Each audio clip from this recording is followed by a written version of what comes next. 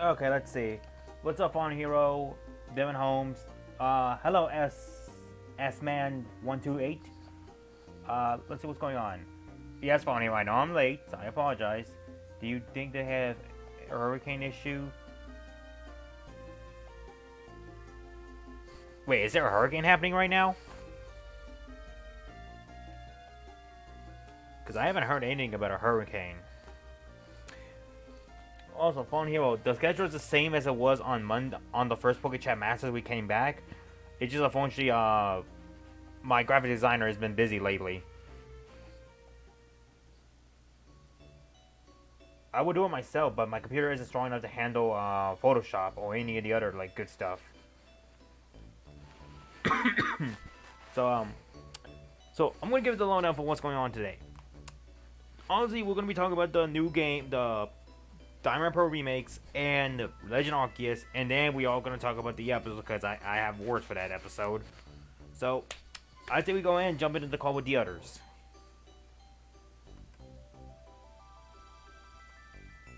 So let's go ahead. Let me jump into that call right now. There we go. Alright. Let me make sure this thing is low enough.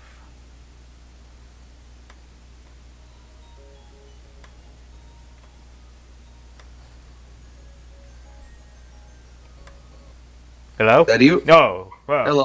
Hey, Hello. Hello. hey, Carl. What's up?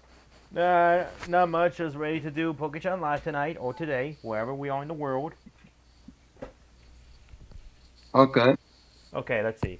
Yep, we are getting hit by one right now in New York. Oh, I hope all of our New York friends and family over there are doing all right, because apparently there's a hurricane happening right now in New York. So I'm hoping for the best for everyone who Hmm. lives in that area. Like, I pray to God you guys make it out all right.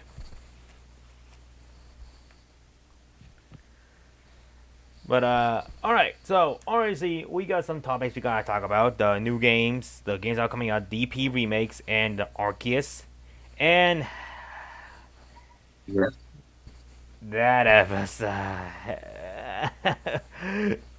uh, I'm not gonna say Do, do you want do you want to to wait a while to see if more people show up, or whoa, what do you want to talk, whoa, or whoa. what do you want to talk about first? By the way. Okay, I feel like we just start with the games and then talk about the episode. Which I want to say just right now, real quick. Can I go last when we do the review? Mm. Can I please go last? There's a lot I need to get off my chest on that episode. Oh oh but wait for the episode or for or for the trailer. The episode 77 of Oh, okay. Journeys. Okay, okay. Just by the way, you are getting a little static in the sound, at least for me. I don't know if I sound different or not because I'm on my phone. You do sound Um, different. You do sound different, actually. yeah, yeah, I'm on my phone, so if I'm sounding different, it's because of that. Because I just returned from a birthday party and my body is legit tired. Okay. But I couldn't miss this. But Yeah. yeah, you go last, goggles, if you want, because I know that you didn't enjoy it as much. Uh, and I'll be honest with you, I'm on the same ground, but not on your ranking. Oh, you saw what I said on Twitter when KG asked us. Yeah, Yeah. yeah, okay. So, uh, but we'll talk about it when we'll talk about it, right? Yeah, we'll tackle it when we get there. So before we start, we're Exactly. gonna wait for like something if the other folks will be able to make it. So for now, I say we just go ahead and just chit chat with the chat real quick and see what's been going on with everyone's lives. Obviously, for me, this past week was the start of my fall semester at my community college. So obviously, I was busy this entire week, and I still gotta like take care of like some homework, which is why the minute we're done with the stream, I'm gonna take care of those. But overall, though, I've been enjoying as much as I can. Obviously, there are some restrictions, obviously enough at the campus right now because of the pandemic. But for the most part of it all, I haven't dealt with a Karen at all, and I'm happy for that. Like no one in class, in any of the classes I had an issue with wearing the mask. You're wait, guys, are you listening goggles with static or is it just me? I need to know. Can you say in the chat? Also, let's just say hello to the people. Hello, Fallen Hero, Devin Holmes, and Smem128. Yeah, hello everyone. Can you make sure if Goggle is having static on your end or not? Because I just find it weird. I think it was. I think it's since you sent you on your phone, right?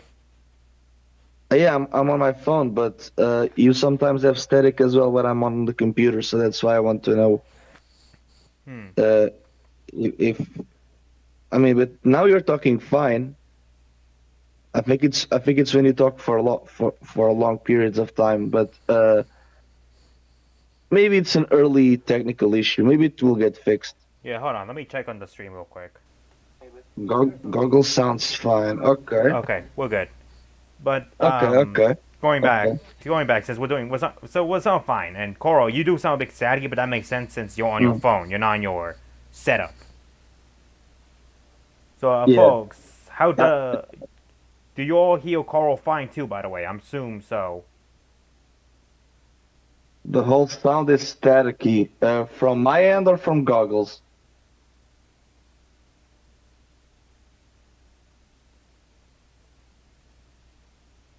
Mm.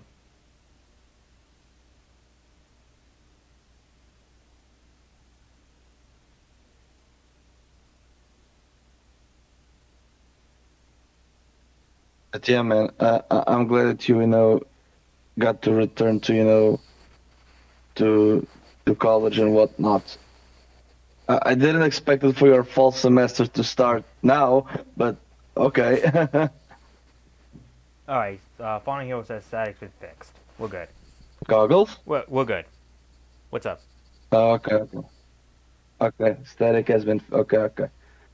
So I didn't expect it for you to start your fall semester now. I was expecting, early September, like early, like in 2 weeks or something, like early to mid September. I think it's based on my But the city where I live. For most of the schools, they always start around April. makes sense. They start around August. I know for others they start at like Yeah. September and Ah, okay.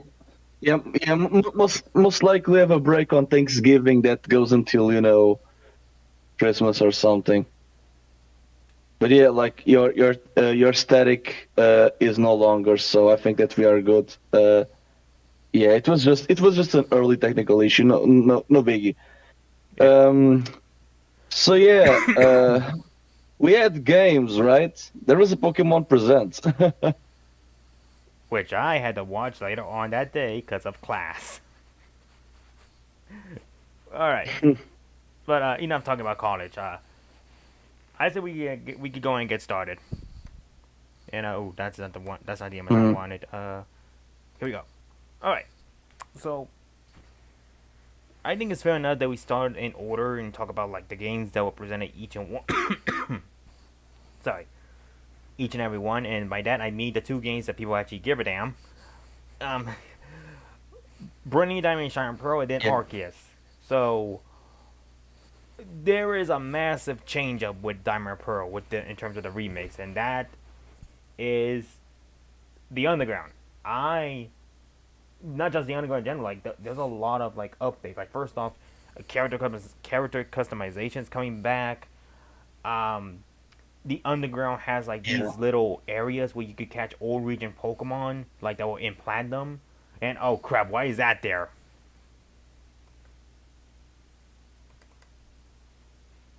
What happened? I have no idea how that image got into this. Wait, how did this thing got there? Wait, what is it? Goggles? Look at the stream. Wait. I need to double check. What the? What?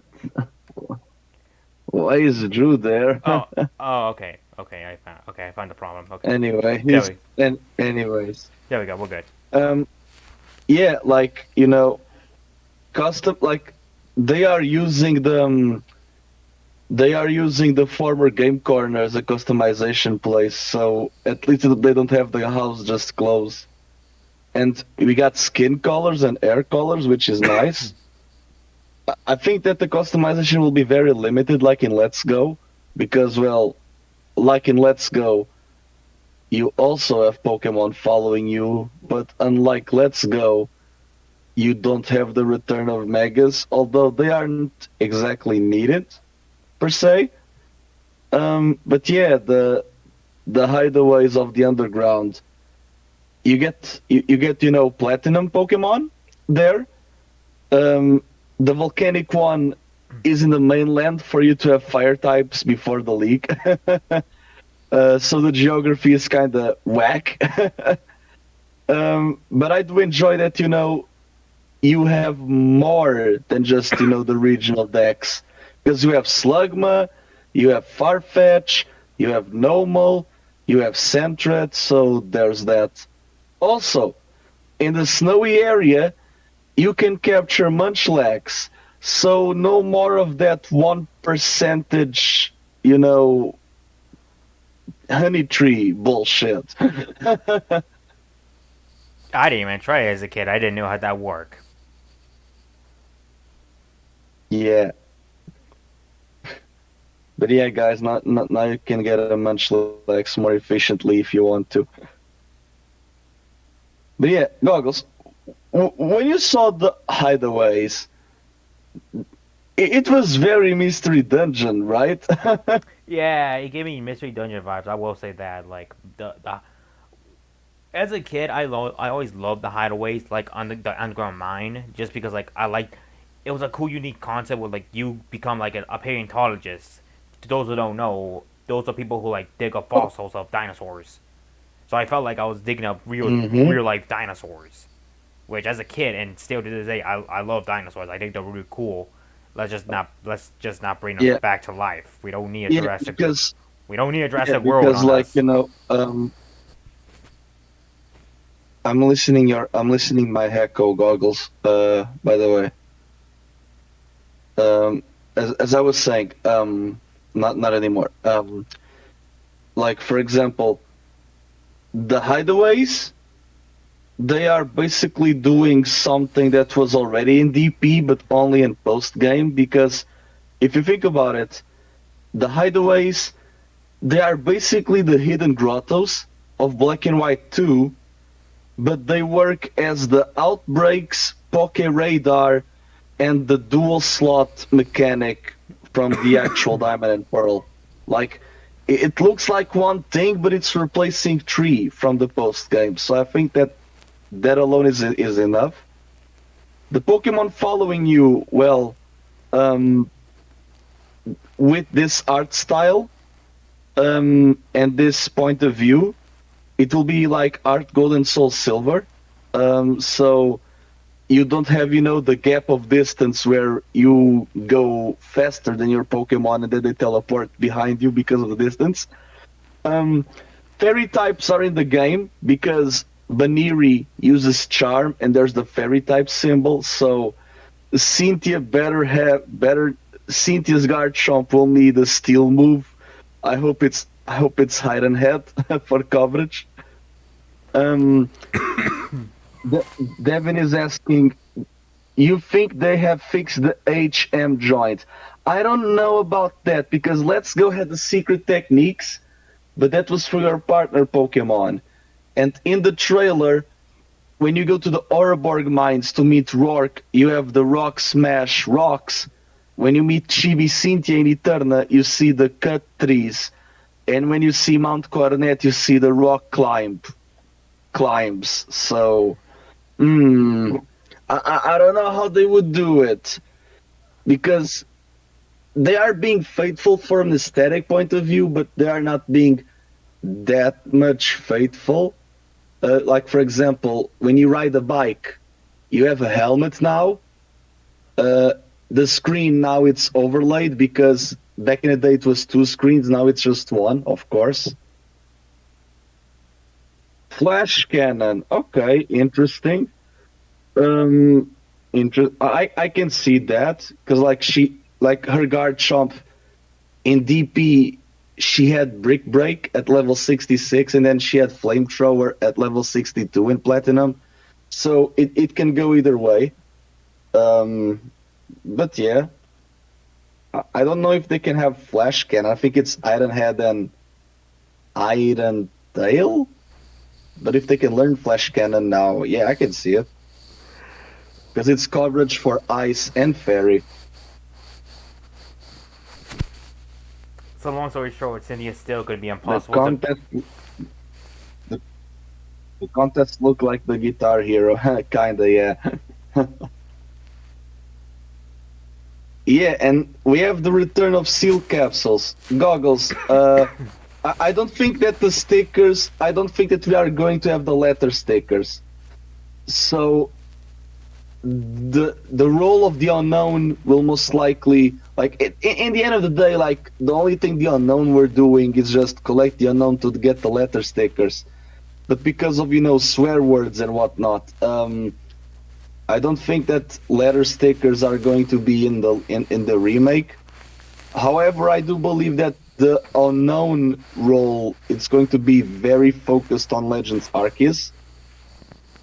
I hope that we get a certificate, a digital certificate, because when you go to Game Freak's office in Omega Ruby and Alpha Sapphire, if you bring a Pokemon from Ruby and Sapphire, you get a digital certificate from your bond with your Pokemon. I hope that we get the same. However, there is no Game Freak building in Sinnoh. There is a Game Freak employee in the hotel of Lake Valor in the 7-star restaurant. But this is not Game Freak game, it's Ilka, so it's basically the same NPC, but they will have a different text. The game is like when they say game footage is not final, they always mean it. Like the game is visually appealing. I still don't see a personal reason to actually buy it, honestly. But this is for a newer audience. Like, this is a remake that it's targeted to 10-year-olds, and 10-year-olds weren't even born when Diamond and Pearl came around. Yeah, so you need to understand that from that point of view.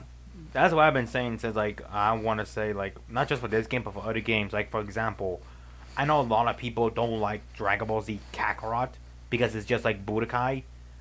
My views on Kakarot is that it's not meant for us, but it's meant for, like, the kids who haven't seen Dragon Ball Z or played a Dragon Ball Z game like Budokai. Yeah. Budokai is heavy story, same as Kakarot, but Kakarot has the benefit of having the Buu Saga.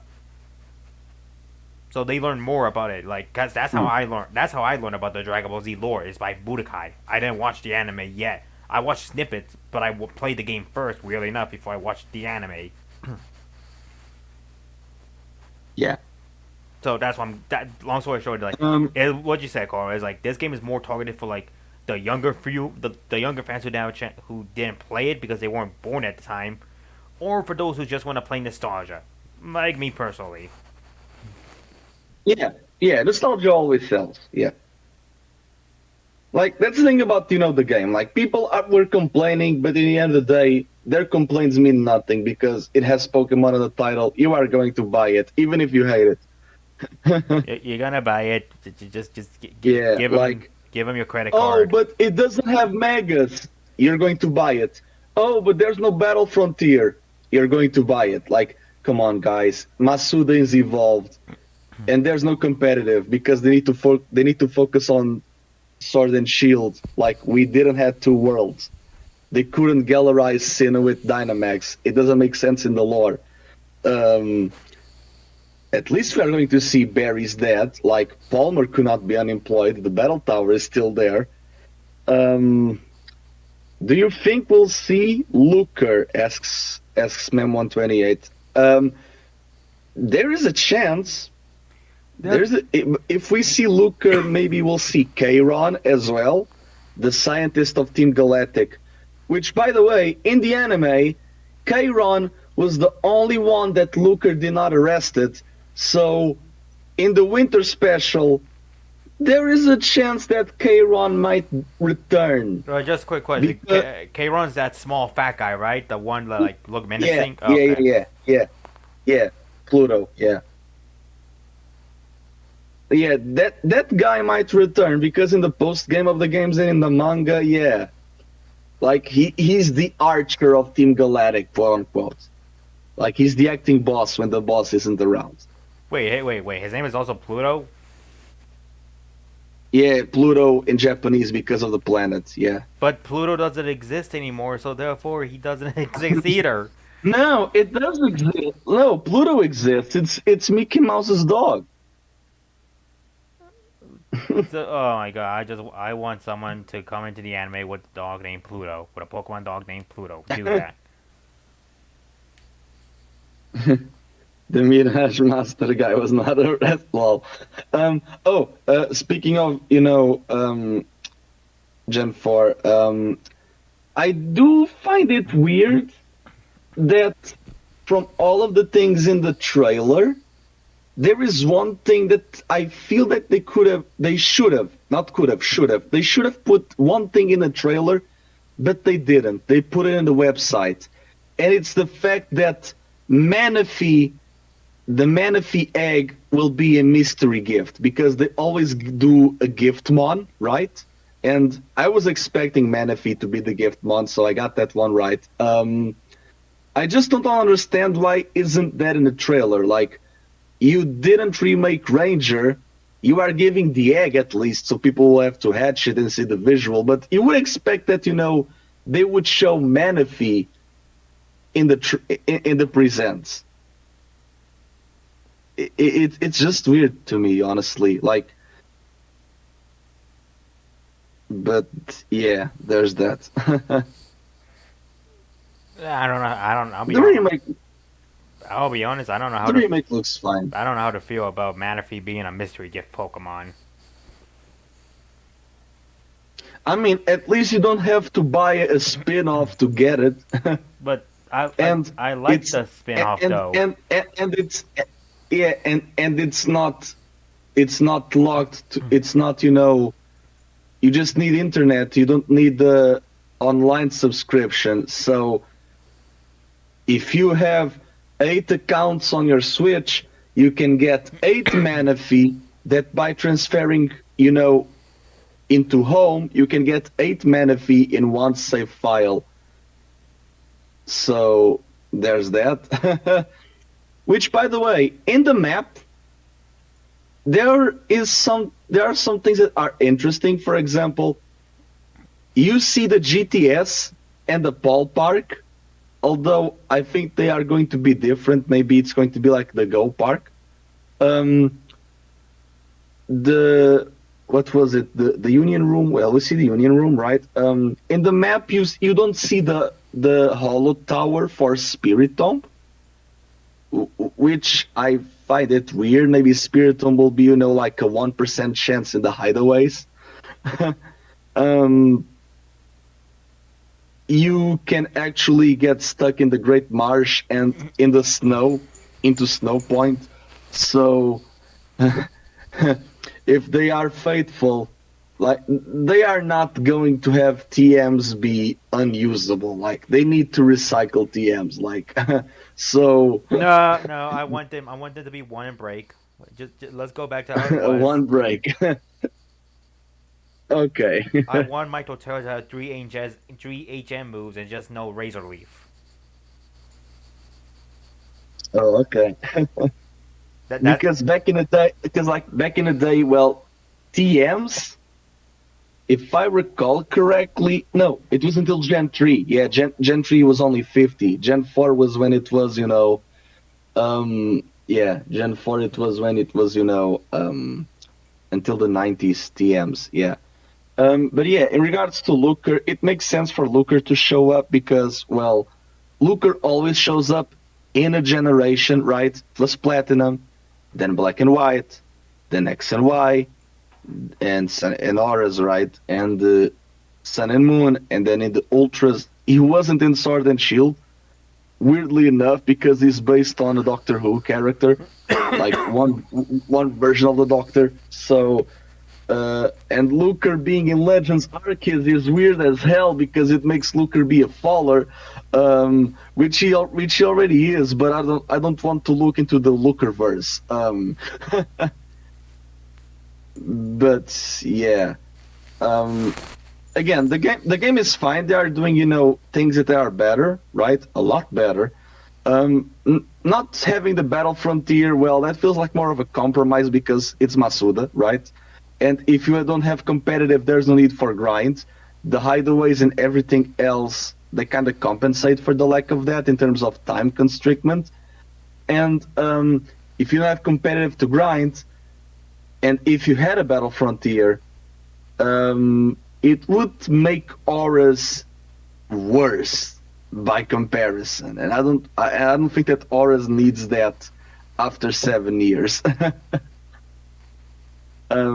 But yeah, they are convincing me more and more. I just don't see the appeal, at least yet, of buying a game that I bought 14 years ago, essentially, and it costs 20%, 50% more. But if I do buy the game, It will be alongside Legends Arceus. I'll do a 2-for-1 discount because I'm smart like that. And I'll buy Brilliant Diamond, be- and I'll choose Turtwig because I used Chimchar in Pearl and Piplup in Platinum. Looker man into the Lookerverse. Lol. But yeah, like my thoughts on the remakes, they are very little. But I've been talking for too long. Goggles, give your opinion. Shut me up, please. All right. We'll go to the backyard and I'll dig a hole for you. Okay. All right. But my thoughts on the DP remakes coming soon. Now I'm gonna answer Fallen Hero's question if oh no wait S Sam my bad S man do I do I think Looker will come back or will we see Looker? It's possible. I'll say that it's possible. They're being faithful to the original two though, and Looker didn't appear until Platinum. But it looks like they are taking some initiative in like changing up some of the format. Granted, ideally you could have just easily had put on all the other Gen 4 mons in the map to begin with and not create the underground thing, even though it's pretty cool, but still, whatever. Oh my goodness, that took a lot out of me. It's 50-50, I'll say that. It's 50-50.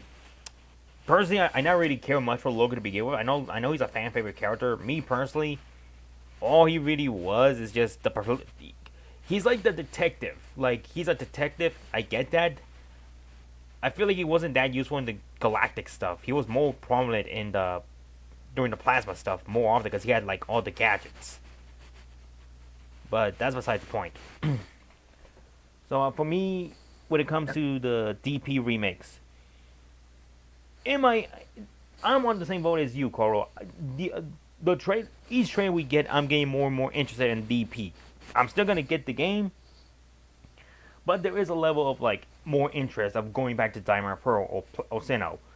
In terms of the song I might choose, I've already decided I will not pick Chimchar. Uh, Only because Chimchar was not the Pokemon I chose. It was Turtwig was the first one I chose for Diamond, and then Platinum I got Piplup. So I'm debating on those two right now. Do I want to go with my those are like I have more nostalgic for them in the games, but the Fernape is more nostalgic to me in the anime, and we all know how he got dissed in Journeys. anyways, anyways, overall, there isn't much more I can say about the DP remakes. They're interesting. Like we said, their main target is towards the younger fans, the fans who didn't get a chance to play Diamond Pearl, and to all those who keep saying they can just go back to play the games. No, they can't. Where can you buy a DS nowadays? Where can you buy that? yeah. Hell, 3DSs aren't even around anymore.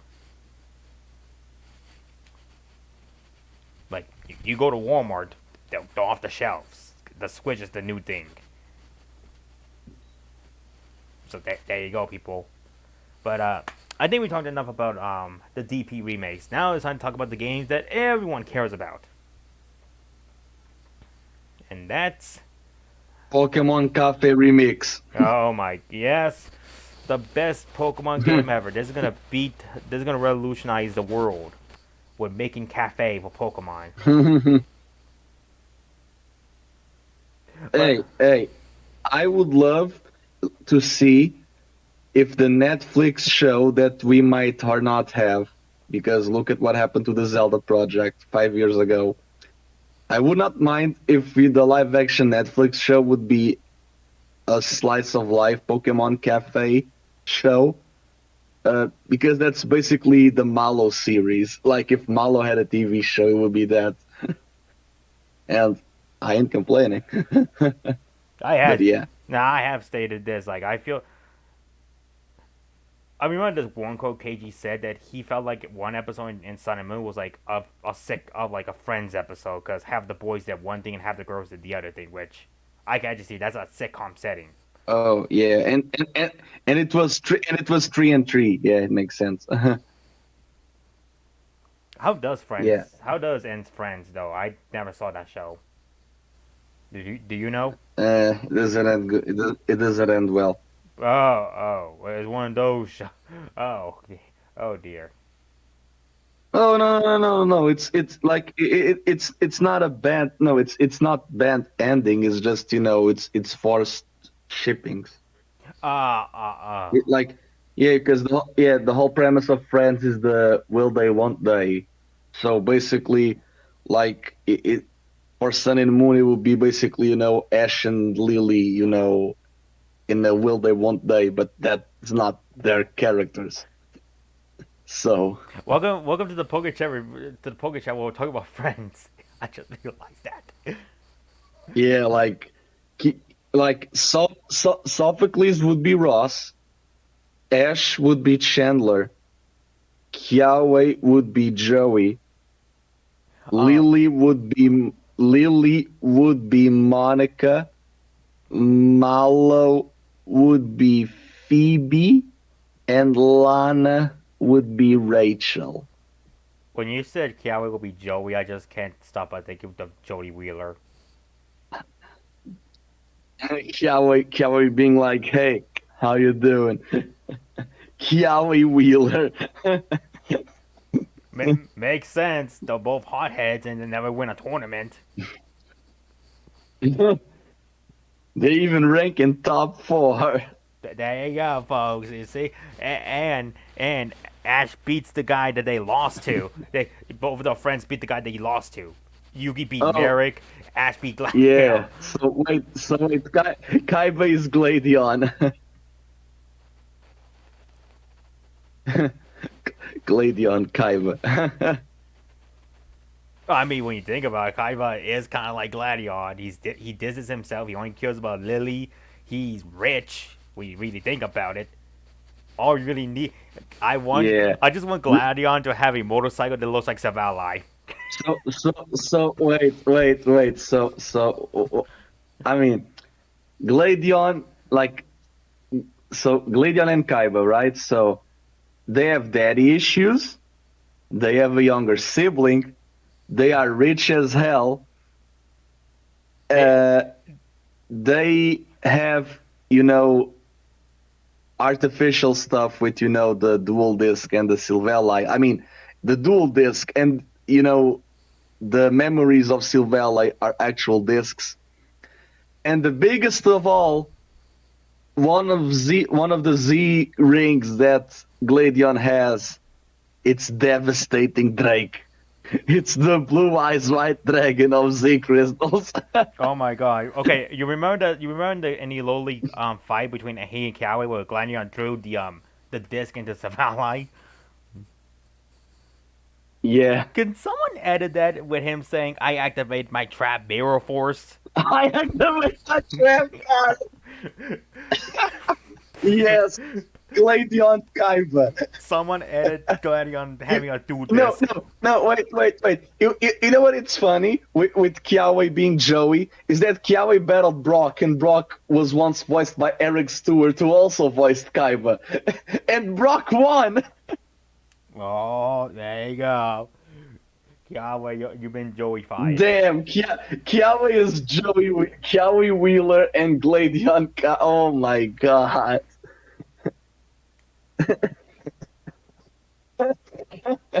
Okay. Anyways, let's go talk about Legends Arceus now. Yu-Gi-Oh is basically Pokemon if Ash Ketchum and beat Leon in the first episode.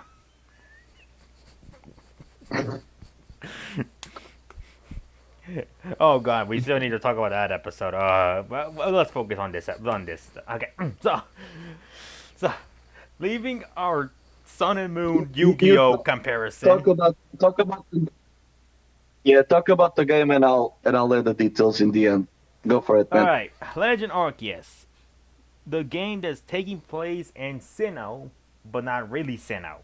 Basically, what we're dealing with this is, like I said back when we talked about this game, we're going to the Renaissance.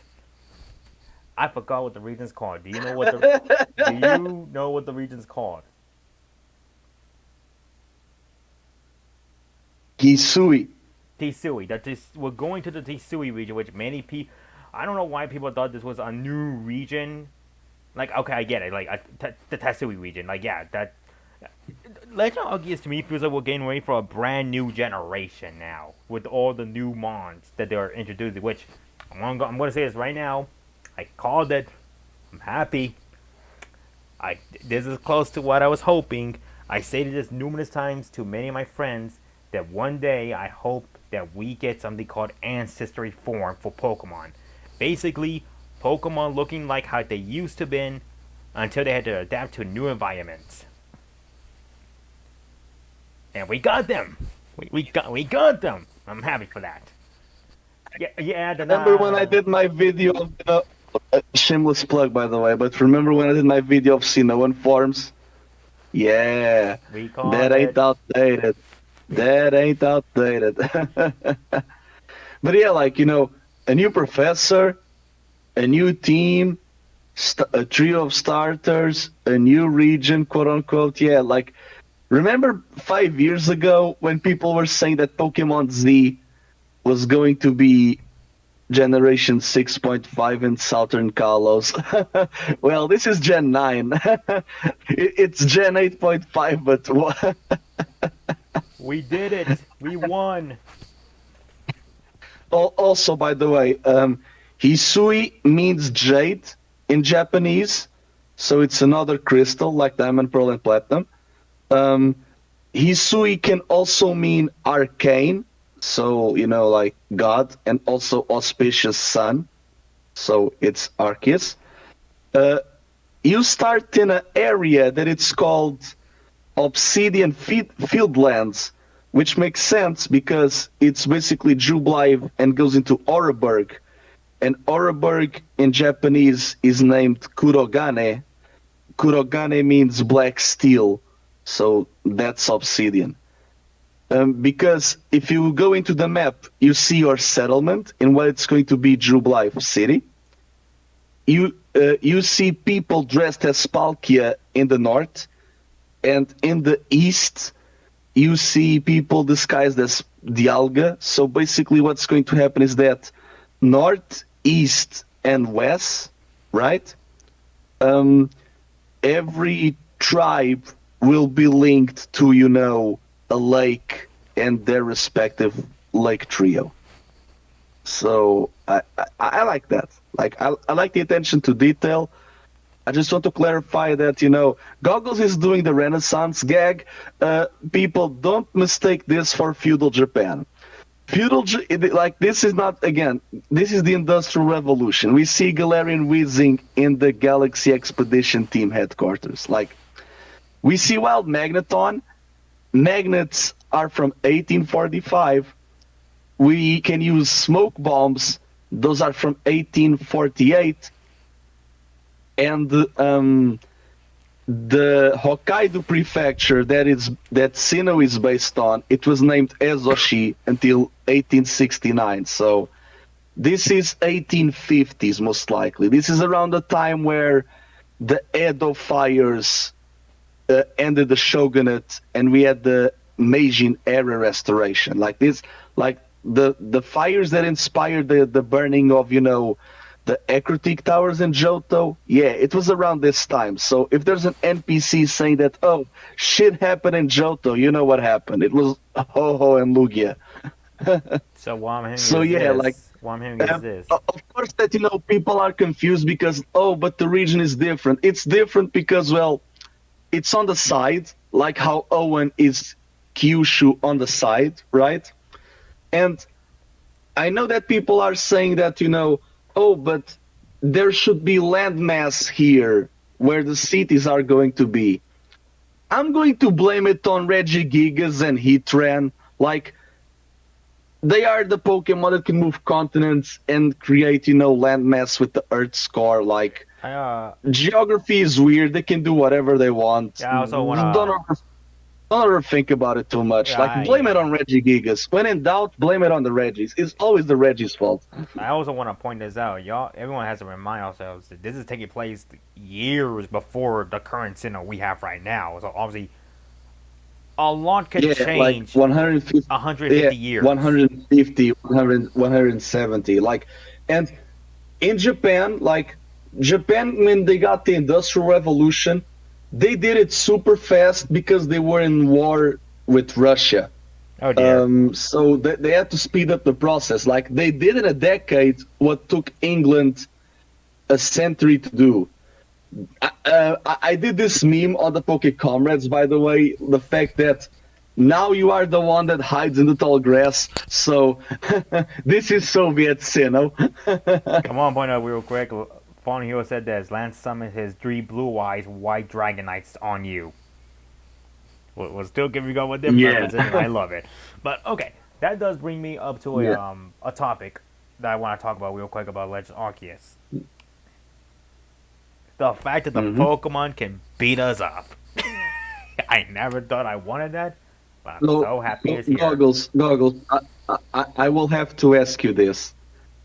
Since the Switch allows for 8 save files, are you 8? going to Nuzlocke? Are you going to Nuzlocke as yourself in one of the save files? Sure, why not? Yeah, we all know my history with Nuzlocks. We all know them. So it'll be actually interesting. Goggles is just going to punch God in the face. Okay, so actually, a side question: would this game be? This game kind of plays as traditionally as like most of the standard Pokemon games, where like you get 6 Pokemon and like do various quests, right? So does that mean, in theory, you could Yeah, Nuzlocke this game? yeah, technically, yeah. I think as long as they have like routes and encounters and stuff like that, we'll be fine. So Well. I don't know because like you work for the Galaxy Expedition team, which I find it funny because the letters they spell get because of get Pokemon. Um, in Japanese, it's called Gingadan. That's the Japanese name for Team Galactic. So Cyrus most likely took inspiration from his ancestors' work and created his own Team Galactic in his own image and vision of the world.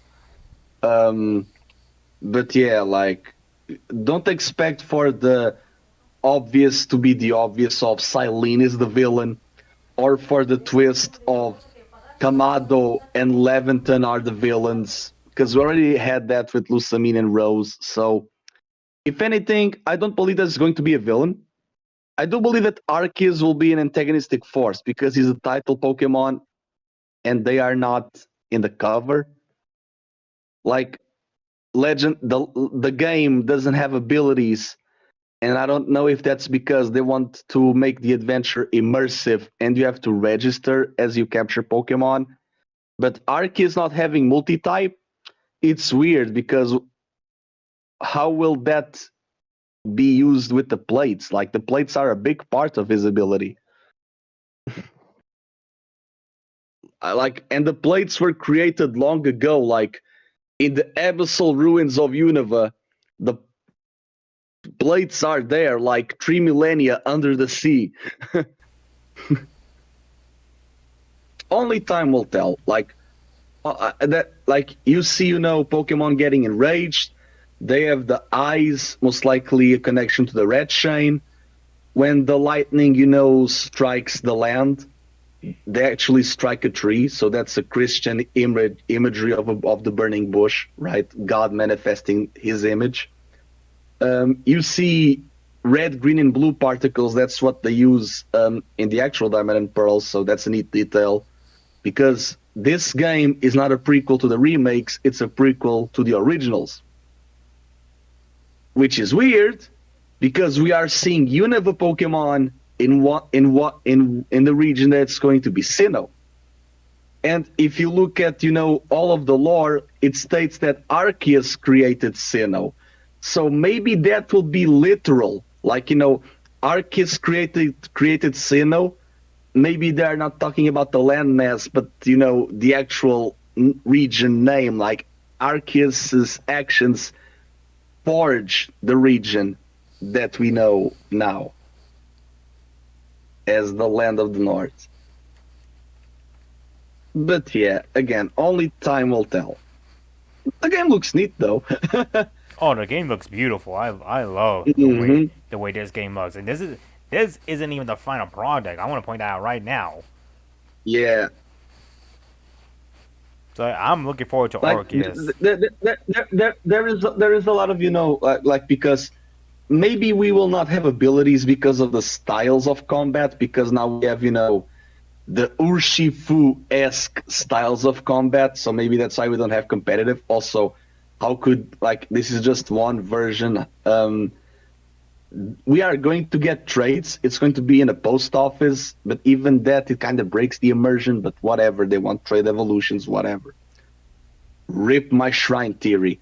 Um, sometimes you win some, sometimes you lose some, folks. But we are going to do crafting of items because well markets and centers aren't a thing yet, so we are going to have Minecraft and Pokemon. So we have Pixelmon, folks. You're welcome. I also want to point this out. This game also has a Tiger Titan inspiration.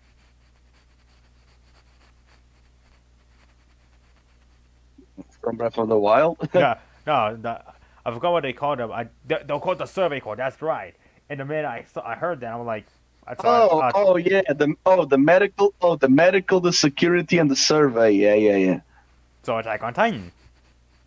I mean, the lore of Sinnoh, they like the plates of Arceus. They have some carvings stating that the power of defeated giants infuses these plates, and people took that way too seriously to the defeating giants being Dynamax Pokemon. Um, Most likely the giants will just, be the wild bosses. Like, not those Pokemon that we see with the red eyes, but the actual totem ish Pokemon. Because they have a different HP bar. If Arceus is, the actual antagonist, like, because this game, at least for me, it reminds me a lot of Princess Mononoke in regards of humanity. It's advancing so fast, and nature has to fight back to preserve itself. And Arceus is basically, in my eyes, they might pull off a Lysander of they share their power with Pokemon. Pokemon enraged, powered up, they attack the humans capture those Pokemon, and Arceus, using the power that they gave to others, fuels his own power to create the plates early on. So yeah, Arceus might pull off a Lysander if they want to. Also, they are saying the stream is lagging, so Yeah, it looks fine to me.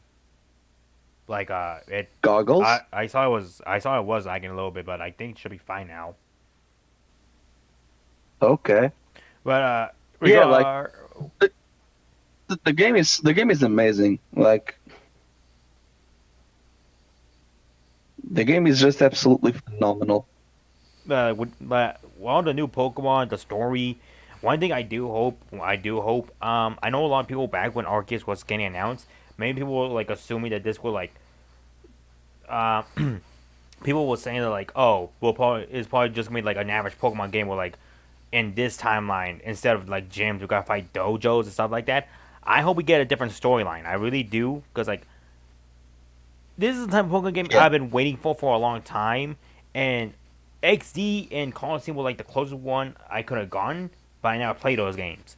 Where we get a team, it plays traditionally like an average Pokemon game where we make a team, but instead of facing off a league, we go do something else. And this is something that I'm happy to doing. Like, let's do a different thing. I did like the gym route for a spinoff.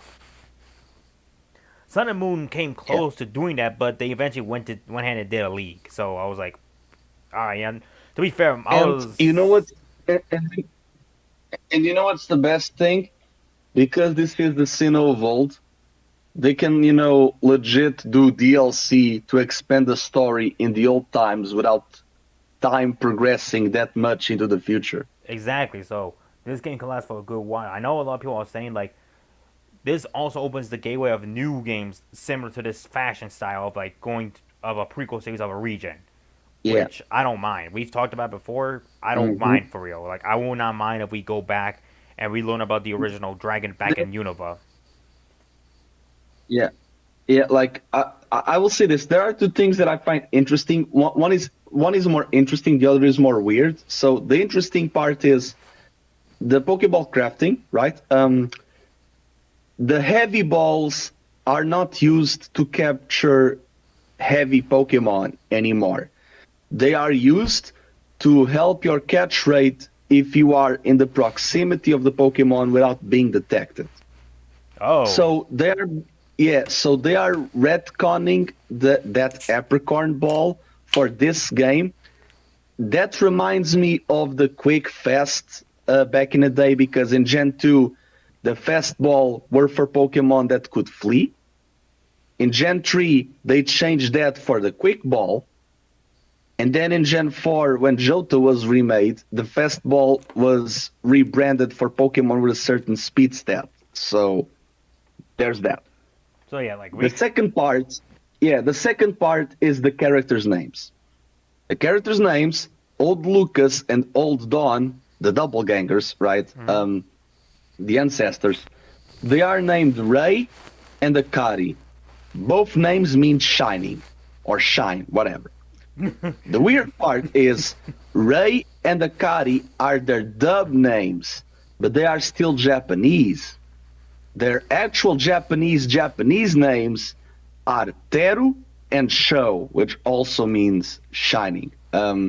I don't know why they did it. Like, why do specific dub Japanese names? That is super weird. The same goes for Commander Kamado, because he's an ancestor of Rowan. Rowan's Japanese name is Nana Kamadu, and they use the Kamad from Nana Kamad for the dub, but Kamadu's Japanese name is Denboku, because Denboku is another type of Japanese Rowan. So why are they using, you know, Japanese names in the English? Like, I mean, it makes sense because, it's the Japan of old, but at this point, why even create names if you already, had originals? Like, at this point, why bother translating? It, it just feels, very convoluted. I hear ya. Also, by the way, what's up, Samurai? Samurai's here, by the way. He's in the chat. Hey, Samurai, what's up? Goggles, you there, man? I'm here. I'm here. No worries. Okay. Trying to see if there's anything more. Yeah, I'm trying to think too. I think we. Well, there might be. Yeah, this game is full of details. Like, so if I'm missing anything, you guys know my Twitter. Like, I don't use that as a social media. I use that as an interactive blog. So basically, a Corodex. Yeah, my Kurodex. Like, Go has his Gokidex. I have my Kurodex. Exactly. I, I think we need to address the elephant in the room, or in this case, the fish, eagle, dog, and the other one that I'm not recalling. the deer. Hisuian forms. Yeah, the Yeah. deer. Let's address the big deer in the room. Because now with Weird Deer and Basque Legion, not only are not just Gen 1 Pokemon get representation, Gen 2 and even Gen 5 are, so we are, and with Braviary as well, we are getting variants for Unova and evolutions for Unova, even though Unova is the generation after. So, and with Weird Deer and Basque Legion, we now have 900 species of Pokemon. We did it. 900 after 25 years. We did In the it. silver anniversary, we reached 900 Pokemon. Do you hear that? There is one thing that I do like. We get an evolution of Stantler because Cyndaquil is in the game. We get an evolution for Basculin because Oshawott is in the game. So I do believe that Alola Pokemon are going to get something, Oh my maybe god. variants, maybe evolutions, because Alola was the region that gave us variants, so now they will get variants for their species. There is that slight chance.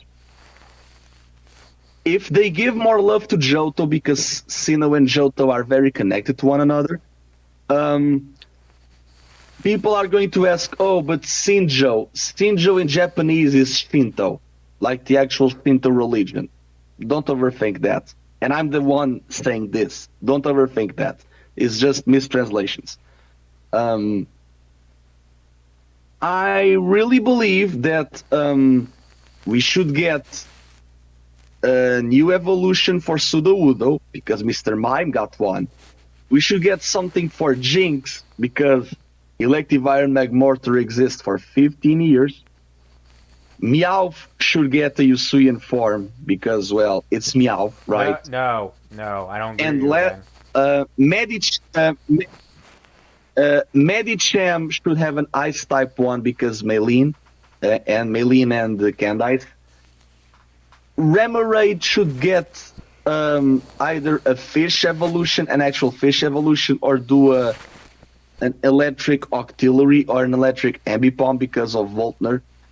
Maybe do a fire Driftbleem, Steelix, or even Lopunny because of Flint, or even I don't know. I don't know what they can do.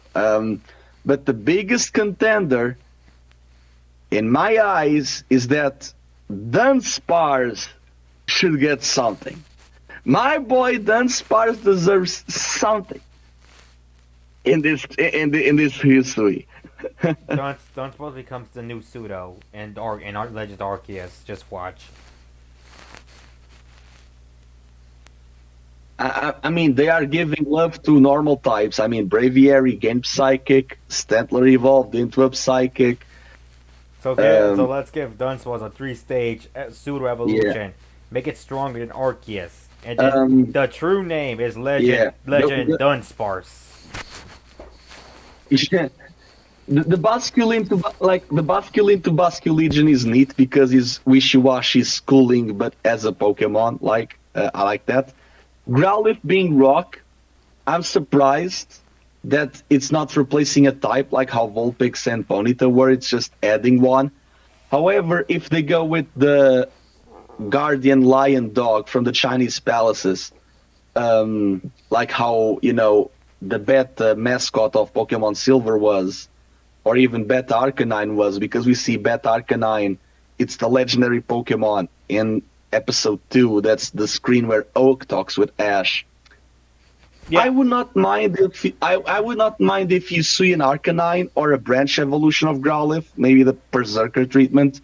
I would not mind if we saw, for example, Dragon Rock, because Dragon Rock is an amazing type. It should be the type of Galarian Drudigan if we got one.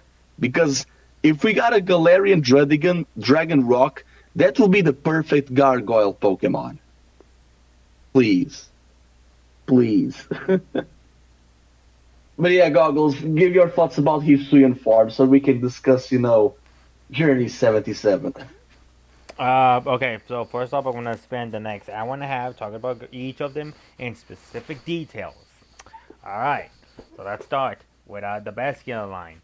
It's a fish. It's green and red and big.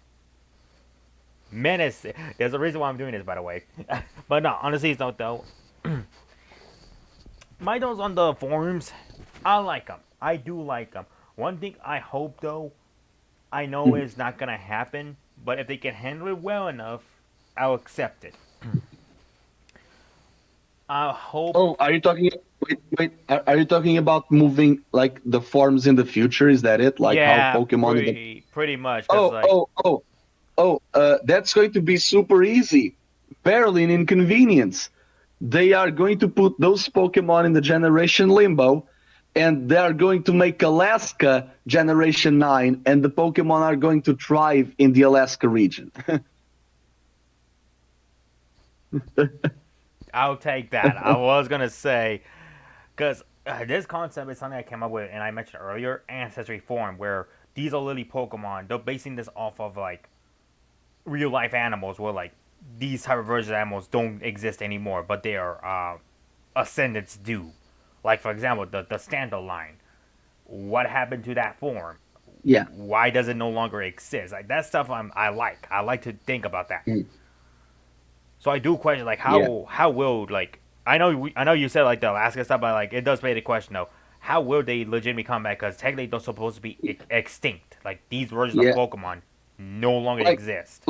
like for example, I will say this: if this game takes place in the time of the burning of the Ecruteak towers, we got Galarian birds. Maybe we'll get Hisuian dogs, and maybe those Hisuian dogs not cats. It's the beasts, but they are cats. Maybe those Hisuian beasts are going to be the better designs of the legendary beasts, and those were the ones that got burned in Johto. Um, which, by the way, I hope my boy Gorochu appears in Hisui. Oh dear. So there's that. I forgot all about Gold, to be honest. I forgot all about that thing. But yeah, our boy Gorochu. Um, if so, in regards to the anime, there's two ways. Number one, time travel arc to the past with Tokyo and Celebi. Oh god. Easy. That's easy. That's up But there. that's but that's super easy. That's too easy for Um, journeys. Journeys can't do that. it's super easy. Number two, which is more interesting, next year, I Choose You will turn 20. No, 20. 5. It will turn 5. Sorry. And in I Choose You, Ash met Verity and Sorrel, two people from Sinnoh. And Verity as a Piplup. Project Pochama is still on. So I would like a reunion movie, if anything. Like Ash reunites with Verity and Sorrel, and they go to the Sinnoh of old. That will require a I don't. lot of storytelling, which to be fair, current Pokemon movies have been doing pretty good with those storytelling. Yeah, Like, I feel that after the Power of Us and Coco, I feel that a reunion with Verity and Sorrel could work very well. Is it needed? Not really, but it would be appreciated. my only problem with that though is, do we even know? Okay, I know we keep saying this is the year, but like, are we sure this is the same version from I Choose You? That's the thing. Oh, it would be. It would be. I guess the hat like helps it out. I guess. Wait, does he? Wait, does Ash have to wear the Yeah. same hat in every movie since I Choose You? Hmm. Yeah. Okay, but I could see that happening though, because like I don't know how else the anime could show up these like forms without going to the Hitsui region, even though it it's no longer called that. It's called the Sinnoh region now, and obviously these Pokemon have gone extinct. So it will be interesting to see how the anime Yeah. will tackle it. Here's the problem though. It is the Journeys anime, and I don't trust them. I don't trust them at all. Yeah, like Ghost Stantler evolves and it return like, oh, Go conveniently brings with him the Pokemon that can evolve in the Sinnoh of old. And he captures more. How is he going to transfer into the future? Oh, Celebi, the plot convenience Pokemon. Thank you, Tokyo. Oh, I don't even want to talk about Tokyo because freaking I stand what I said. I know. I will not address the the white-haired kid. I will not address the albino in the room. Uh, Goggles, if you don't have anything much else to say about Legends, let's talk about the Yeah, Electivire in the room. I was gonna say I pretty much tackle most of Arceus. Like most of it is still like in lore, which I'm looking forward to. One thing I do hope though, don't Yeah, show us everything. Keep this story under wraps. I want to play through this game without knowing anything else about the story, the locations, and all yeah, that stuff. Let us experience this game yeah. as it should. Because this game's whole gimmick is that, excuse me, there were no, there was no electricity, there was no electronics, there's no smartphones. So I want to go through this game without having to look up a guide of what to do, if that makes any sense.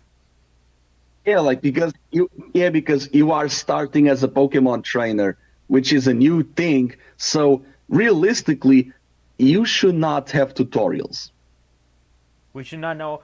This game is the starting basis of a trainer, what they need to do. So Yeah. we don't need no tutorials because, well, technically we. Like It's, if anything, the tutorial is just, if anything, the tutorial will just be, you doing a trial mission for the Galaxy Expedition team, like how Go did that Trial Zero for Project Mew. yeah, because like we also got to remind ourselves like the mechanics in this game is different from like traditional Pokemon games. Like it's open world. We have multiple ways of catching a Pokemon now, and the battle style is a bit different. So there might be a chance we had to do like Yeah. a little practice. But as long as it's fine, I'm good. We don't need a 10-minute tutorial of saying this is how a Pokeball works. You need to. Yeah, make the tutorial part of the adventure, not something that it's skippable.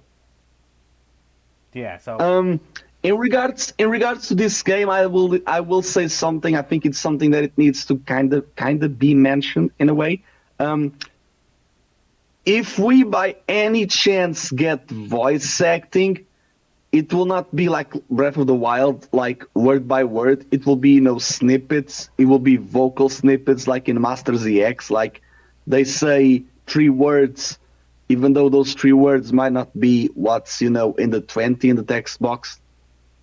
Like but voice acting, it's, complicated. But it could work. Don't get me wrong. If it works for a spin-off game, why not for a main line, right? But don't think it's going to be, something that extraordinary. I want the VA. It there's a s- yeah. I want the VA. If we do get voice acting, I want the VA who did Rim from ReZero voice Dawn. I don't Okay. know. I don't know. It's like that. I can see that voice fitting for Dawn's ancestor. Yeah. Also, for those who want to play like uh, dark skinned Dawn, because her name is Ikari, which starts with the H, same as Hisui. Call her Dusk and name her Akume. That means twilight in Japanese. There you go, folks. There you go. I will say this: if our mother, or maybe this is the game, or maybe the game will do a twist, and this is the game where um, you you only have a dad and not a mom, which would be weird, but whatever. If our mother looks like Johanna, they are literally ancestors of Lucas and Dawn. So anime-wise, it means that Dawn and her mother are descendants of people who basically battled Ursaring with their bare hands, literally. I thought you were gonna say. I thought Um, you. there is one thing, about the ancestors that it's going to be interesting because we see for, um, Leventon, there are two ways that Leventon can be an ancestor of because he has, a clay doll beanie. The clay doll, they are from Stow-N-Side and Galar. Mm-hmm. But clay doll is a Pokemon that belongs to Buck, who is Flint's younger brother. But the guy is from Galar, so maybe it could also be the ancestor of, Hop and Leon because you have a Croagunk statue in their house. So maybe it's one, maybe it's both, or maybe it's neither, whatever. but I do believe that Leviton is from Galar because you need the Galar plug there in a way. Um, as for other ancestors, if we have Kamado for Rowan and Silene for Cyrus, I do believe that we are going to get an ancestor of Riley, because Riley is the attack stat trainer, and we get the strong style, which is, the single strike for Urshifu, because you have the scrolls, right? So the scrolls will need to go to Galar somehow. And you don't have Iron Island in the map, so Riolu are going to be wild in this Sinnoh. It's not going to be a gift. And I also want to see an ancestor of Marley, because she's the speed stat trainer and she has an Arcanine. So there's that. And, speed with the agile style, it's kind of fitting. If they do the switcheroo of Silene, being Cyrus' ancestor, I want to see a blonde girl that's the ancestor of Barry and Palmer, and the blonde dude who's the ancestor of Cynthia. And I know I'm asking for too much. Oh, you've been asking for But too please much. do. You've been asking for too much. Please do. Please do. But yeah. Electivire in the room. Oh boy, okay. Now that the fun's over, let's talk about this crap. It's only the two of us, so I'll let you go ahead because Yeah, me too. I feel like you're more positive about this episode than I am. I'm twice as positive as you are. Okay, so the episode.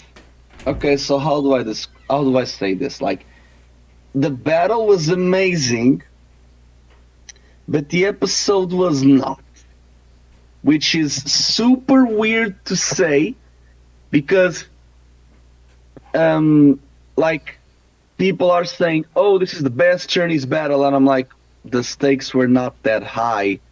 Like, people are glorifying what should be the narrative norm. What we saw should be the standard.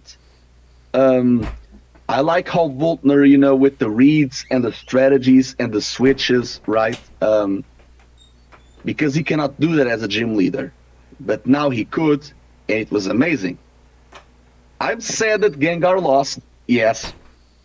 But he did 2 attacks on Luxray. He was the one that forced Volkner to switch. And Lucario did 1. Lucario did that Aura Sphere, and then on Rotom he Unite Dunked Rotom. I like that. Lucario battled all 3 Pokemon in a row. Like, he was the highlight. I don't like how they say that Ash is, a newcomer to the Hyper class when, they say, "Oh, Volkner is a strong gym leader." And last episode we had the Alola title, so does the title matter? Does it not matter? And then we had the motor drive issue. Like, there are a lot of inconsistencies with this episode by itself and in just the position with the last one. Don't get me wrong, I like the battle. It's a great battle. I just don't feel like there wasn't an actual need for this. Like, this battle, it's basically the definition of flavor text.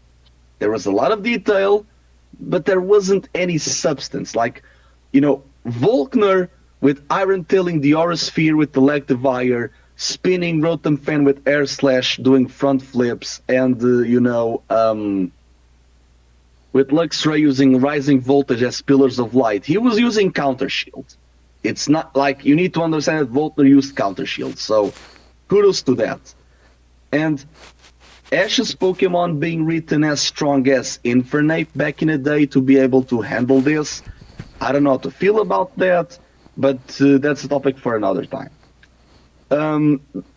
The low interactions with Go, I didn't like it, but Go was the one in universe to name the Pikachu Z, so It's like how Bonnie was the one that named Ash Greninja. Go haters, be mad. What more? What more? Again, like the battle was great. Don't get me wrong. Lucario tied, so Maylene vibes. This was the first battle that Lucario had as a Lucario, and it was in his native region. Volkner appreciated that.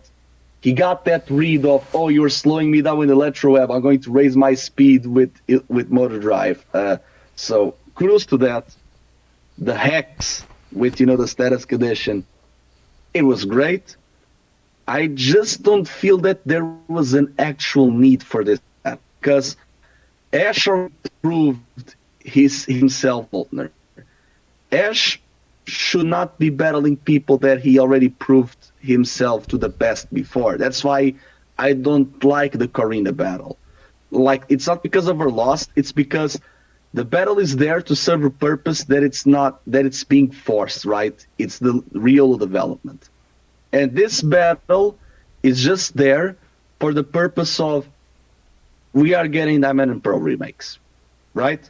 And Volkner is the one to beat after you get the box legendary. So just game, there isn't any effort to be put when you battle Volkner. In the Diamond and Pearl series, he used Luxray because that's his Diamond and Pearl ace. Now he uses Electivire because that's his Platinum ace. Rotom Fan is a Pokemon from the Black and White 2 World Tournament. Nice detail. But I guess there's that. Like, there's too much detail and no substance whatsoever. And again, I enjoy the battle, but I will not say it's the best thing ever since sliced bread, because for Champion Ash, this should be the standard since day one. This episode for me, it was decent at best. It was a 6 out of 10. When I saw it for the first time, Goggles, I ranked it a 4. And the usage of the Z move, it's not even the negating of the ability effect. The usage of the Z move underwhelms the last time it was used. It was to defeat Tapu Koko. So, is this the last time? Until we see the Z move again, this is the last impression that people will get of it. There is no impact. Every battle should tell a story. And this battle had no story. I went to the episode just wanting to see a sports match, great at the moment, but without any kind of replay value. And sadly, that's what I got. Like, there is no stakes because Ash couldn't lose to not discredit Iris. He couldn't tie because it would mean that the battle would be filler and no progress would be established. I got the ranking up right, so at least there's that. But yeah, when you write the battle just for fun with no stakes in the matter, and then they try to gloss it over with, oh, Cynthia's in the Masters 8, like, don't do that. Don't discredit Ash being the dark horse in the high of the storm in this tournament, and, oh, we're going to ignore his champion status, even though it should be brought up. But we are just, having Cynthia shoehorned.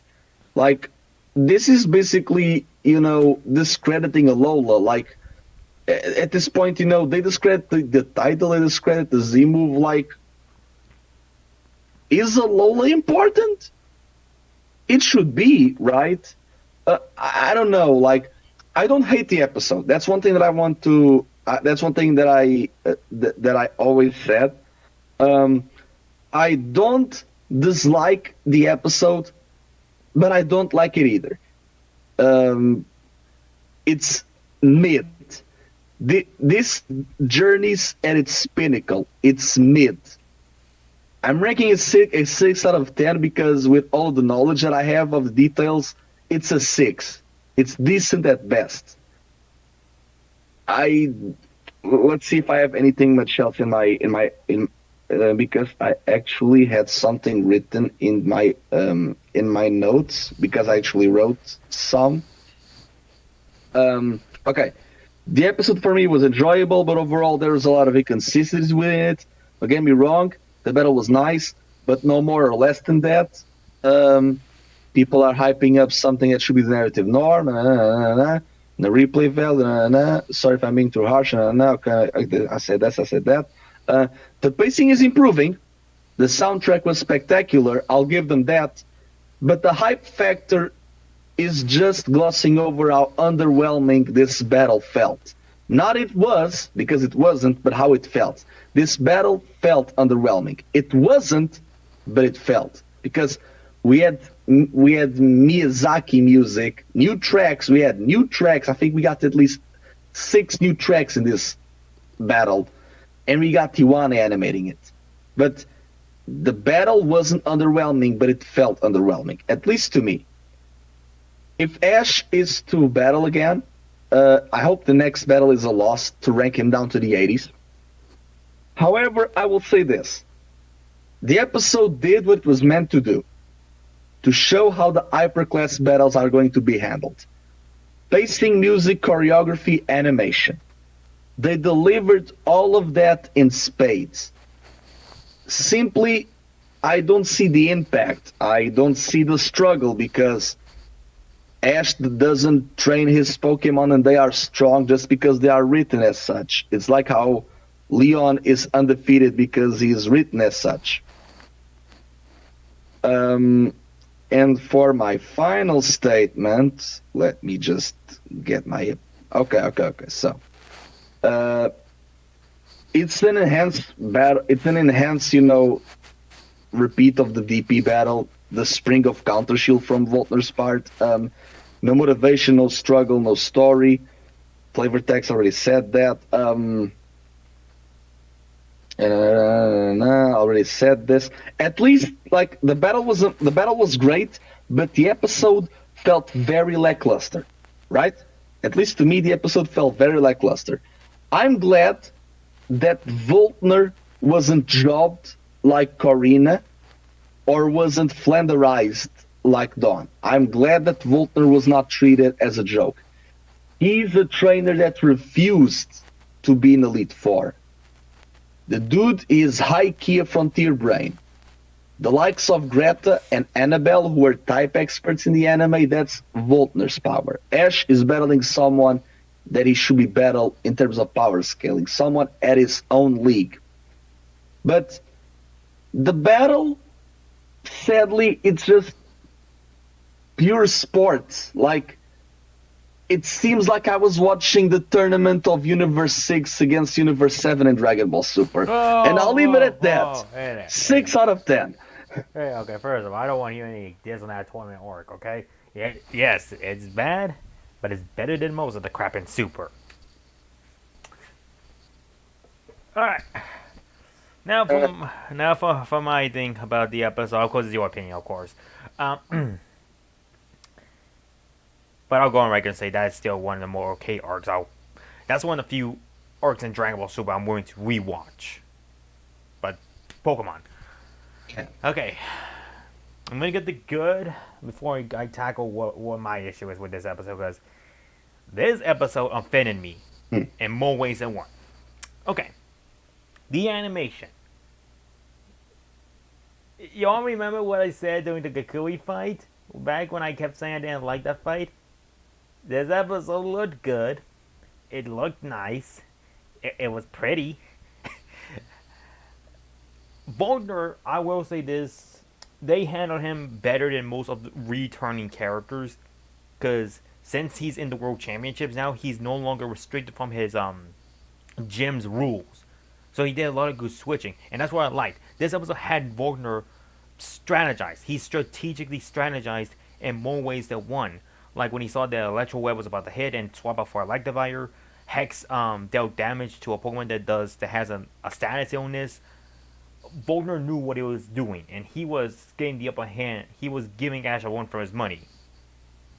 The fact that we finally got a 3v3, that's both a good and a bad. It's good because a 3v3. It's bad because we're in 77 episodes in. Why didn't we get one earlier? Like, It's like what you said, Carl. It's like we're praising journeys for something that other Pokemon series have done before.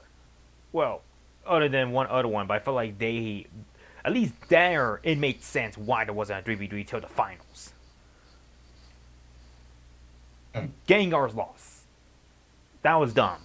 I don't see a purpose why Gengar had to lose. Like, we haven't seen this thing fight in a Yeah. year, and his return is a loss. Did it put up a good fight? Also, Yes. I just want to say something. I just want to say something. I enjoy how there was no like. I know that people say, "Oh, Ash should have battled Flint, or Flint should have been here because Go always sits with someone else." Like, so at least they are not going with that tradition, quote unquote. But Go was just doing the commentary with the Pokédex for the new kids to know what the Pokemon is. Flint being in the episode would be great, but honestly, he would not be needed. Same with, Us. same with Go capturing Pokemon. It would be great if Go caught, for example, a Remoraid or a Finion, but it wouldn't exactly be needed. It would just kill off the pacing of the episode, like how Team Rocket shenanigans back in the day, like digging holes in the middle of gym battles. Um, this episode, like, because of the lead in from the last one, like it was battle. It was just battle. Like they really cut to the chase. I will say this though, if someone That, had that that's just it. real quick, if someone had to sit with Go to give him like commentary about Flint, I would not have minded if it was the cafe owner. Like if you remember the episode where the cafe owner was a hunter, but Yeah, when he yeah, met, the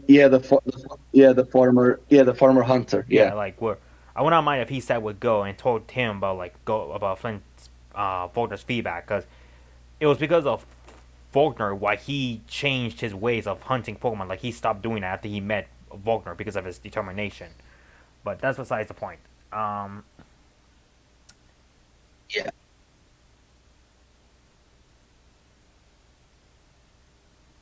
Aside from like Ash using his other mons, that's about as much good as I can give this episode. So I'm gonna go ahead and go straight to what I have against this episode, and each order. Like I said before, Gengar losing. That's dumb. And yes, I'm aware that like Gengar has not done any screen time, but Journeys is a show that doesn't really care to begin with of how strong a Pokemon should be. So why now are they deciding like, oh, Gengar has a fault in general, so we're gonna make him lose here now? Like, why? Gengar is It's very weird because Gengar basically got one-shotted because Air Slash was connecting with Nightshade, so there was no collision. Thunder Wave doesn't cause damage, so he just got one-shotted by Hex. And Hex caused double the amount of damage when paralyzed, yeah, but Rotom was not in this normal form. So I don't think that just because it's super effective and it does more damage than it should usually, I don't think that Gengar should get one shot just because. Like, Gengar didn't even landed a super effective Ice Punch. I think that's what hurts the most. Also, all of Ash's Pokemon only use three moves. Pikachu didn't use Quick Attack. Gengar didn't use Shadow Ball, and Lucario didn't use Force Palm. So Ash was battling at 25% capacity. like and another thing real quick. I was out read that I like Volkner as a character. I just never felt like he should have came back to fight Ash. Like I'm on the same boat with you, Koro, where I would prefer like someone new, someone we haven't seen before, fought Ash. Cause this is just Like if they really wanted to have Volkner show up again, this is the thing that I don't like about the World Coronation series. Like it's a worldwide tournament, and the only thing we are seeing is Ash climbing the ranks, sometimes in the most stupidest of ways, and Leon trampling everyone who stands in his way. I don't see I don't feel invested in anyone else because I don't see anyone else. Like, if they wanted for Volkner to battle another person, heck, have Volkner battle Flint. That would be amazing. A fight between friends. I would love to see that. I Yeah. would prefer seeing that over this because this is just crap. Now going back, there were some smart moves that Ash and Volkner did do. Like I said before, Volkner showed his strength. He definitely showed his Hmm. strength and his smarts. Like he's a very smart and resilient trainer. Ash, Ash was getting hammed. He was losing, but I'm gonna be honest. I prefer if he had lost here, because if he had lost here, it would have told him that hey, we're not playing games anymore. This is the rank before the Masters 8. These trainers earned a spot. It's kind of like what happened in both um, Battle City and the Heartland tournament, in the Heartland Carnival, where Yuma and Hmm. you both in those situations, Yuma and Yu-Gi-Oh aware that like now they each of them have like one. They need one piece left, so Yuma knows that like all the duelists out here mean business. They earned their spot to make it this far, Yeah. so it's risky to like fight. Yeah. That's why I feel like should have happened here. Yeah. Yeah. Yeah. But having Ash lose after Iris gave him the win, Well, not make them. Iris. I will not make them rank down. Obviously enough. And Eh, plus, like that that they haven't done a good that job. would be. They haven't done a good job representing Yeah. the champions to begin with. Yeah. Now, all right. Um. There's a reason why I've been holding off on this topic, and hey, if you guys know me, Now you're getting to the meat of I'm now you're gonna. getting to the meat of the I'm situation. Why getting. I didn't like this? I'm getting into the main reason why I don't like this episode.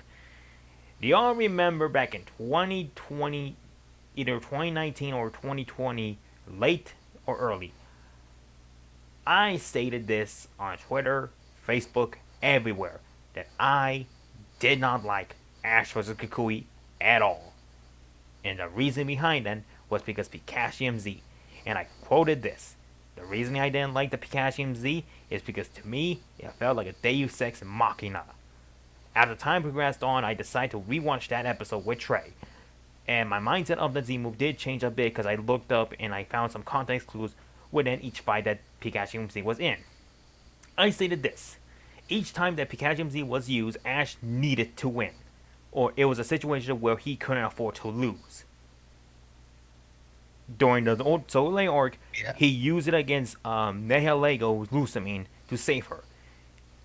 In the Team Yeah. Rocket fight, now I will say that Sun and Moon Team Rocket is probably the best in terms of their strength because of Mimikyu. So Ash had to be Mimikyu, otherwise it'll feel more of a threat. And honestly, in the conclusion of it all, Ash beats Tapu Koko with the Z move himself. And Hala states this too after the fight. It felt this fight not only symbolizes what Alola is about, but this could also be viewed as Ash's final trial against Tapu Koko. And what do we get after we take on a trial or a grand trial? We get a Z move. And what did Ash get to keep that day? Pikachu MZ. Yeah.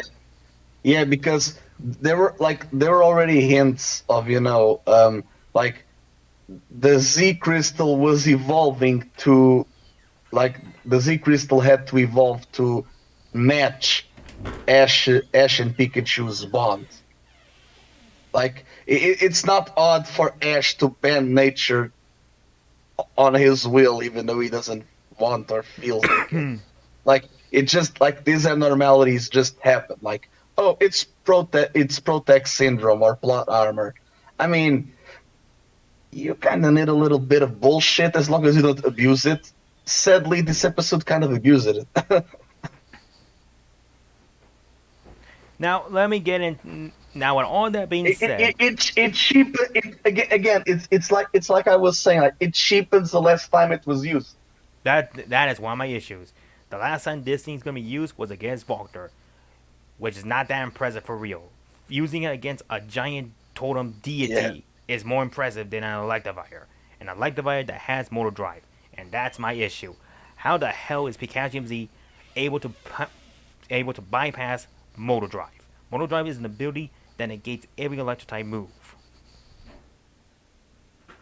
Well, And I'm not taking the it was a Z move excuse, because the only Z moves no, no, that. no. Okay. Mass, say something. I know that for those who are watching this in the future as well, um,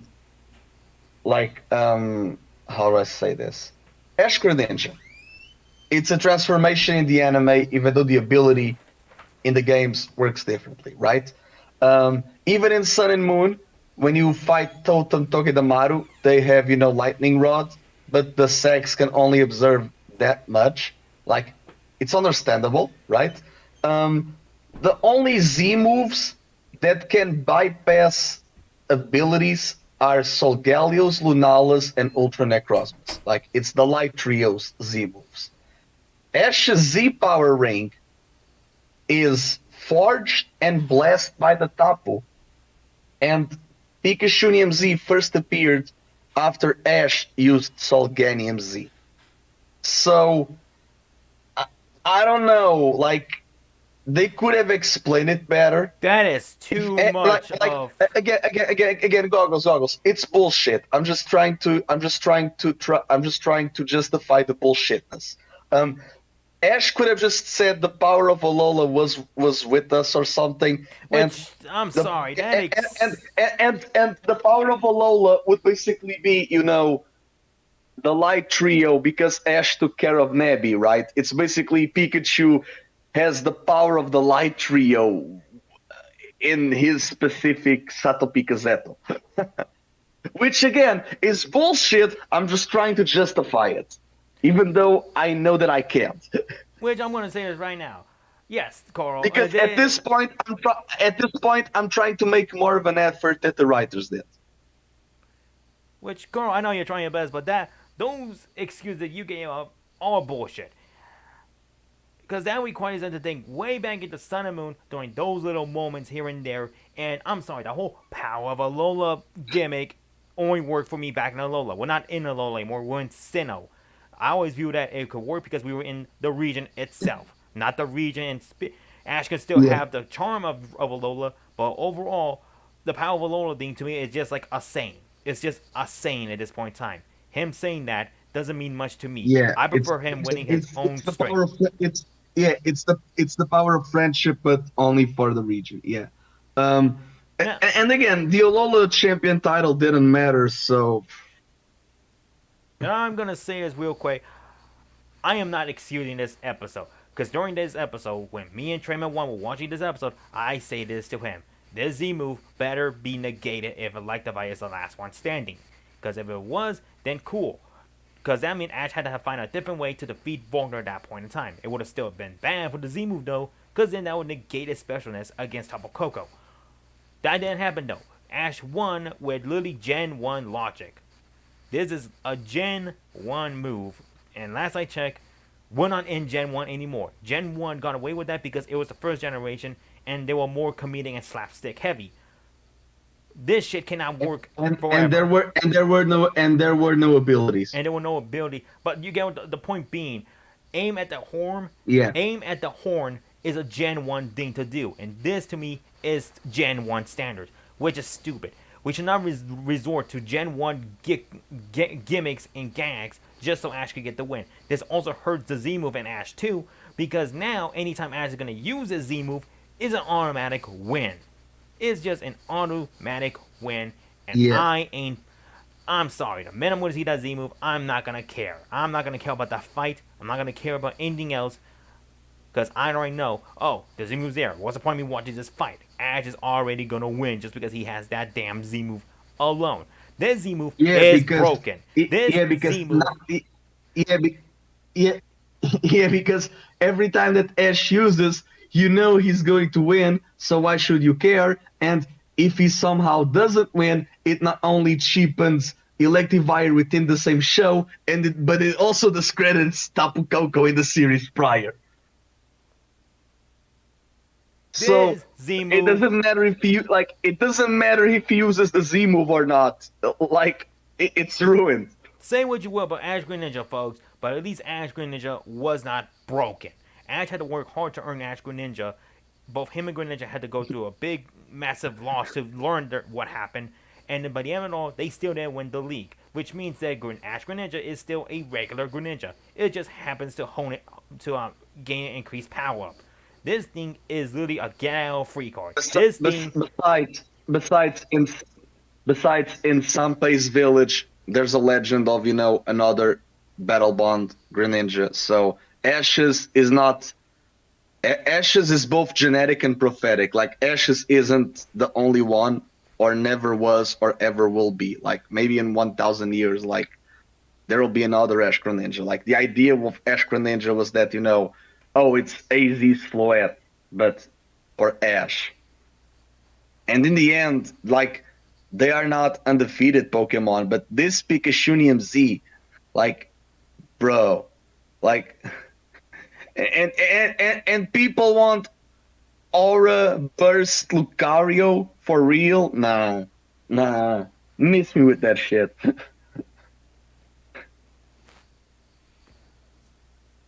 Sarah, I don't know what do you mean. I'm trying to let me in. I don't know what's at my saying.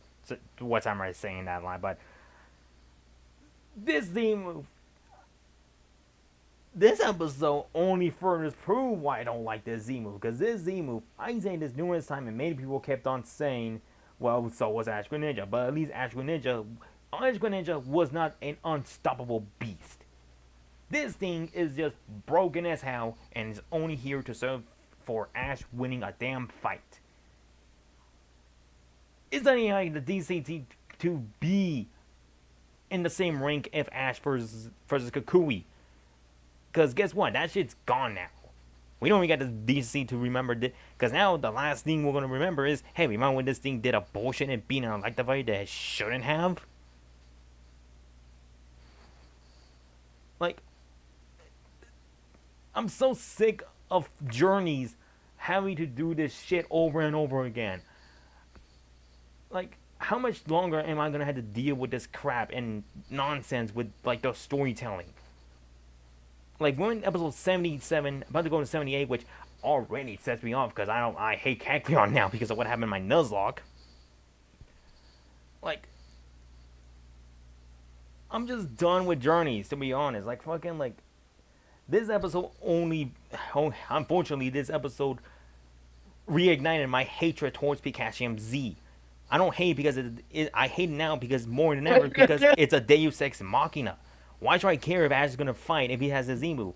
It is literally like freaking like, what's the point of me watching a fight if you're gonna bring? It's the win button. It's the win button. It's the Mirror Force of Pokemon. It's literally, you go for an attack and I activate Mirror Force. It's the same bullshit as Gladion. It's the same bullshit like most people say about a launch charger, even though I personally don't believe that.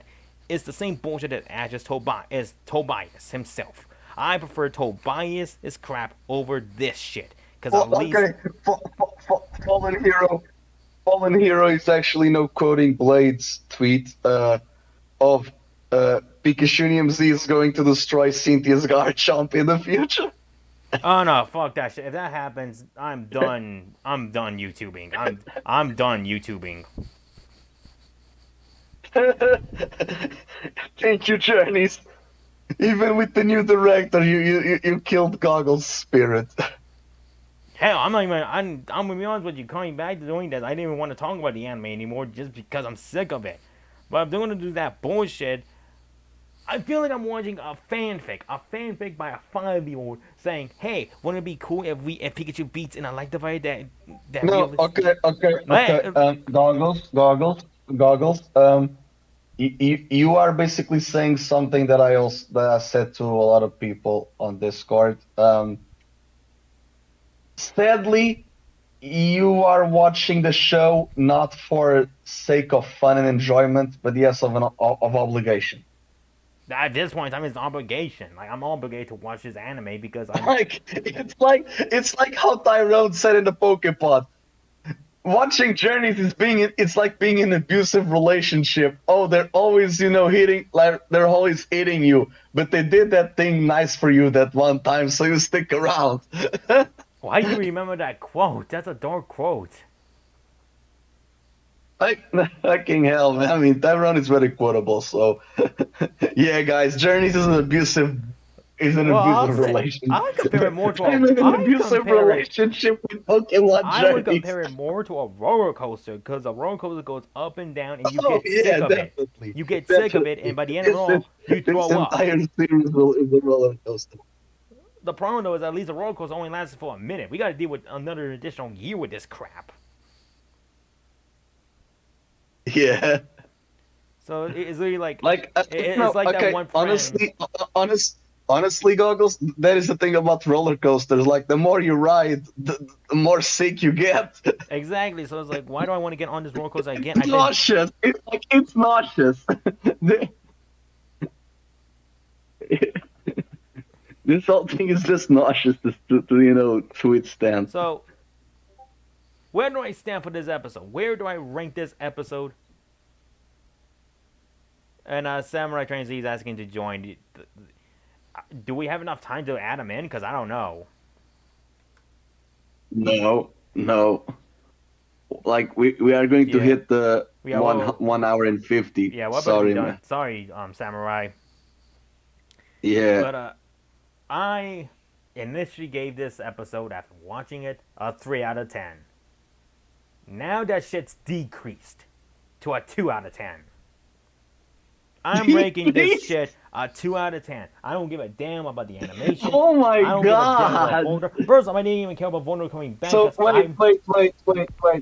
wait. So like I said, I said before, my opinion is the double of yours, because I ranked it a 6, even though I knew yours was a 3, but originally mine was a 4, and now yours is a 2.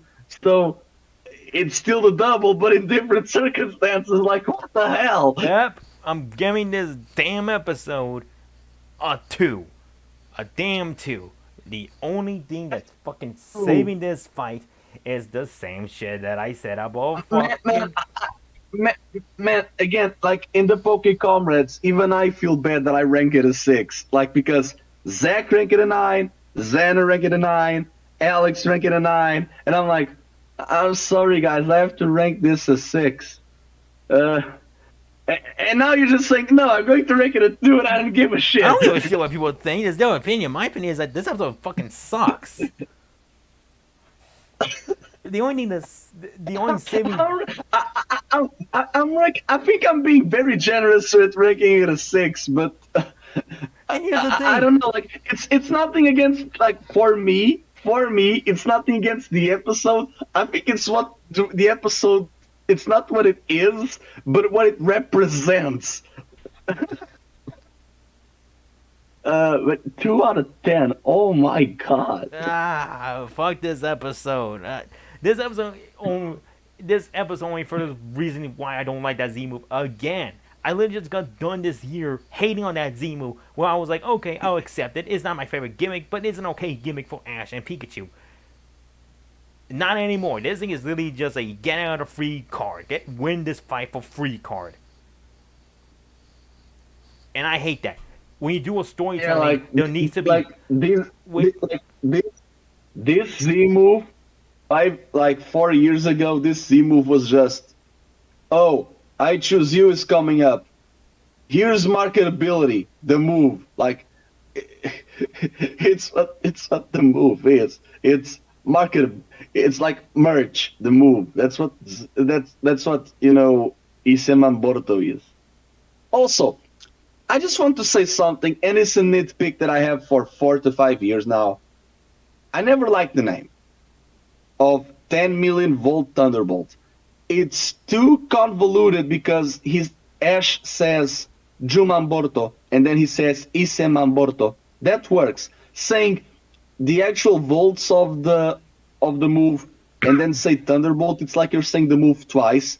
And to me, it's stupid, because text-wise, there's no character limit for Z moves, because they just, show up on screen, even in games. If anything, this shit should be called Rainbow Lightning. That sounds like a better name for this crap. But going back to this, all right.